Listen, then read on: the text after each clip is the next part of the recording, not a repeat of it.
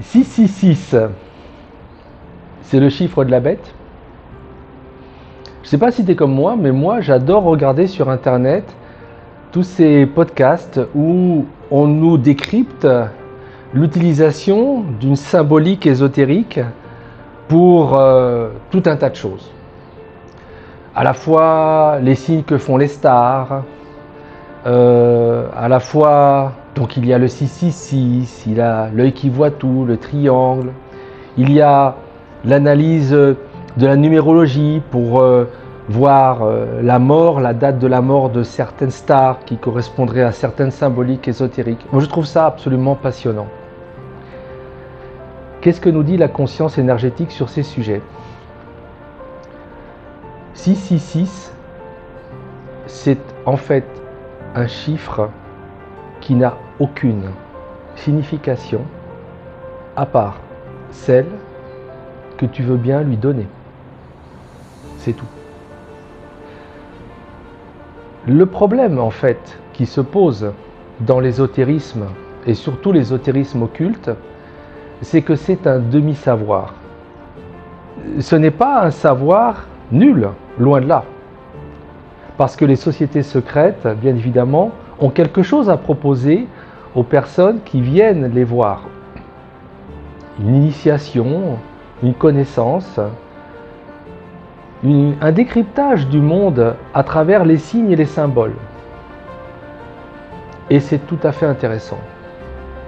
Mais quelle est la vérité du fonctionnement de l'univers ? Parce que la seule chose qui fonctionne et qui marche, c'est le plan divin.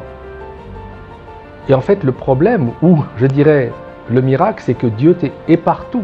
Dieu n'est pas simplement là, et nous on est là.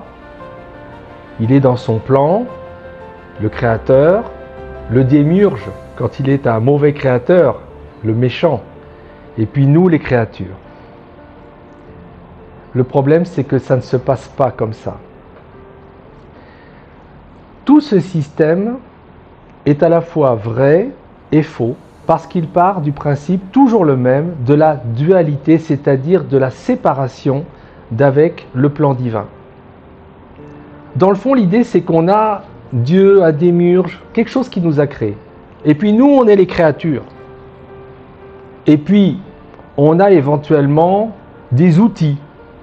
Parce que ce système qui existe, il y aurait des codes, il y aurait par les symboles une façon d'avoir du pouvoir sur la matière, un pouvoir spirituel.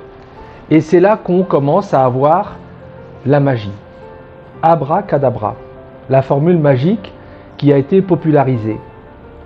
L'idée qu'avec des sorts, des pentagrammes, on dessine un pentagramme, on dessine des formules magiques, il y a des chiffres spéciaux. On va donc avoir un effet sur cette dimension. Ouvrir des portails, créer quelque chose.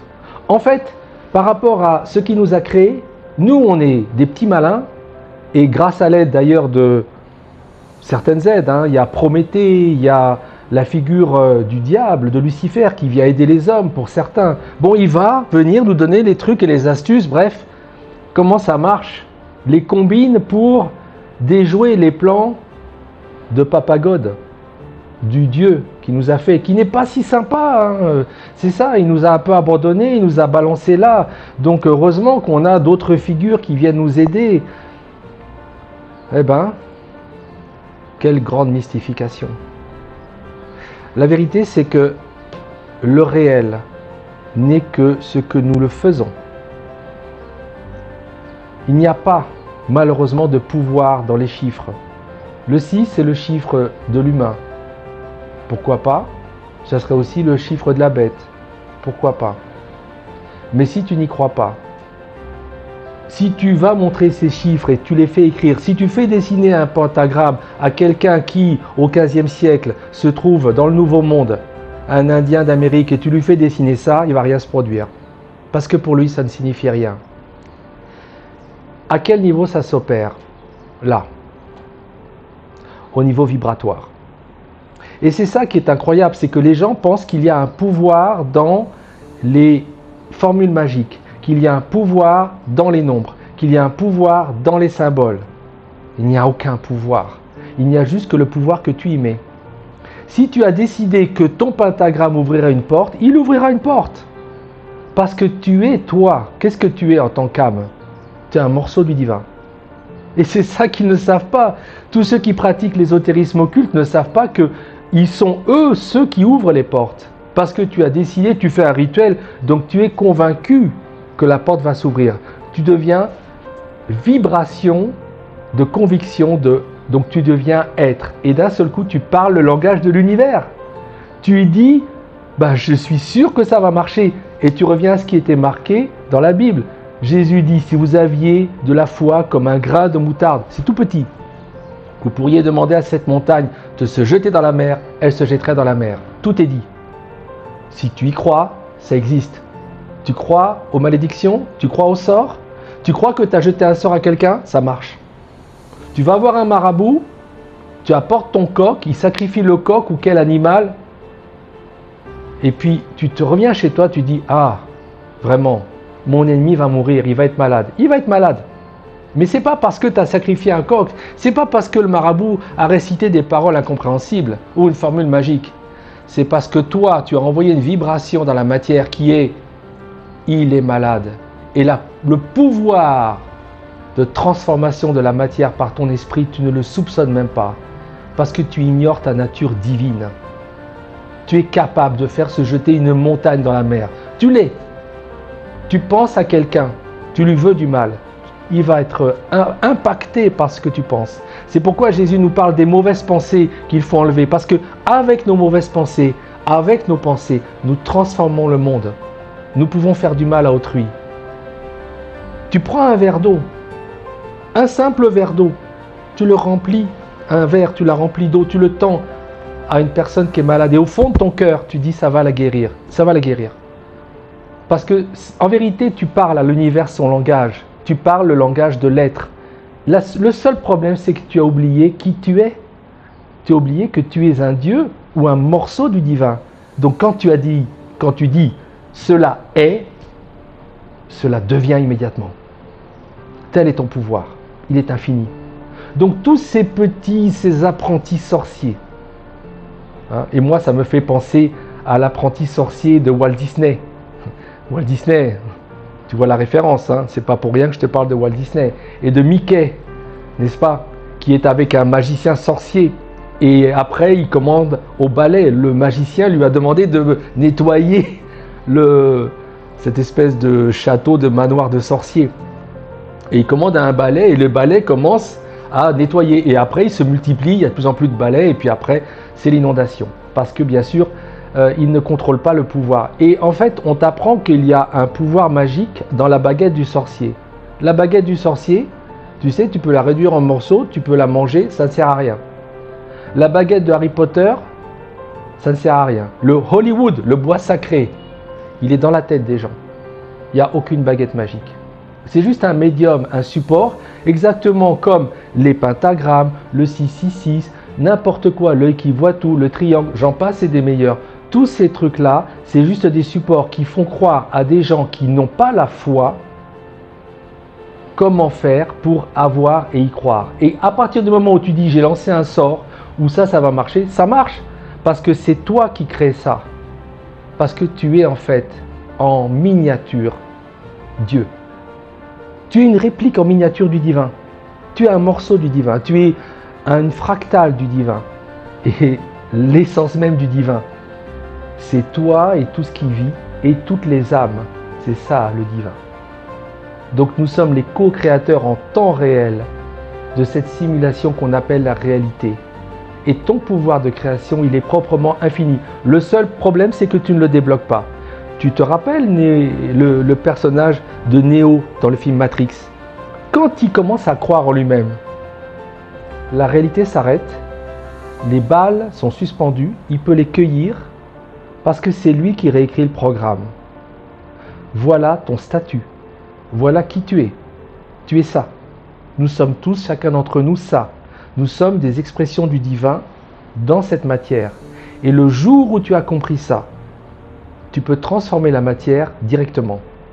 Le jour où tu déclares, voilà ce que je serai, voilà ce qui est, l'univers entend ça, mais pas simplement ta volonté, pas avec ton langage d'homme, pas avec ton esprit d'homme, avec cette partie divine de toi qui est convaincue que cela va être. C'est le seul langage qu'il comprend, parce que tu es créateur de l'univers. Cet univers, c'est toi qui le crée. Et il t'obéit au doigt et à l'œil. Simplement, le divin s'est éparpillé, s'est éclaté en milliards de consciences. Bien sûr, il y a et je suis à travers toi, à travers moi, à travers tout ce que tu vois qui vit. Donc, bien sûr, mais ton pouvoir, malgré tout, reste énorme. Donc, toutes ces personnes qui font des rituels, qui lancent des sorts, qui croient qu'ils ont des pouvoirs, qu'il faut faire la symbolique, bien sûr que cela a un pouvoir, parce qu'ils sont convaincus que cela a un effet. Donc, cela a un effet. Mais tout tient à leur conviction et à leur foi. Mais tous les éléments, et une chose qu'il faut que tu saches à partir de là, bien et mal n'existent pas véritablement. C'est ton libre arbitre qui fait que tu es dans le mal, la destruction, le chaos ou le bien. Mais la vérité, c'est que c'est un état du divin que tu peux choisir. Tu peux être chaos, tu peux être harmonie, tu peux être ténèbres, tu peux être lumière. Ton libre arbitre te permet de choisir, mais tu viens pour expérimenter que l'un est une impasse. Le non-amour, le chaos, la souffrance, les ténèbres, et que l'autre est le véritable mode de circulation de l'énergie et du divin. L'harmonie, l'amour. L'amour. Parce que l'amour est le mode de fonctionnement énergétique du divin. C'est ton mode de fonctionnement à toi. C'est toi. Et donc quand tu te reconnectes à l'amour, tu te reconnectes à toi, à ta toute puissance. C'est tout. Et tous les apprentis sorciers qui utilisent des trucs, des rituels, qui lancent des sorts, qui font des dessins, qui font ceci, qui essayent de... sont des gens qui effectivement manifestent un pouvoir qu'ils ont, puisque ce sont eux-mêmes des êtres divins. Mais ils ne manifestent cela que pour en faire rien d'intéressant. C'est-à-dire manipuler la matière, contrôler les autres hommes, faire le mal comme des enfants gâtés. Ils n'ont fait qu'une partie du chemin. Ils se croient illuminés. Ils ne sont pas dans la lumière, la vraie. Parce que la vraie lumière est amour. Elle ne fait pas le mal ni le chaos. Par conséquent, rien ne peut atteindre des sorts des sorciers. Rien ne peut atteindre des sortilèges. Parce que dès que tu as décidé que ça n'avait pas d'effet sur toi, que tu n'y crois pas, cela tombe. Les gens qui disent par exemple, les gens qui sont athées, qui disent oh, « je ne crois pas au sort », effectivement ça ne les atteint pas. Tu sais pourquoi? Parce qu'ils viennent de mettre en place une conviction, une foi, ça ne peut pas m'atteindre. Et c'est comme un bouclier énergétique qui empêche toute chose négative de les atteindre.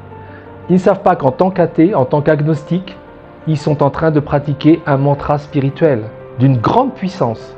Mais tu peux le faire à tout moment. Oublie les marabouts, oublie les sorciers, oublie les sorcières. Sache que ces gens n'ont aucun pouvoir que celui qu'ils s'attribuent eux-mêmes. Et que dès lors que toi, tu as décidé, comme Néo dans le film, qu'ils n'avaient plus aucun pouvoir sur toi, ils n'en ont plus aucun. Si tu as apprécié ce que j'ai dit, like, partage et abonne-toi.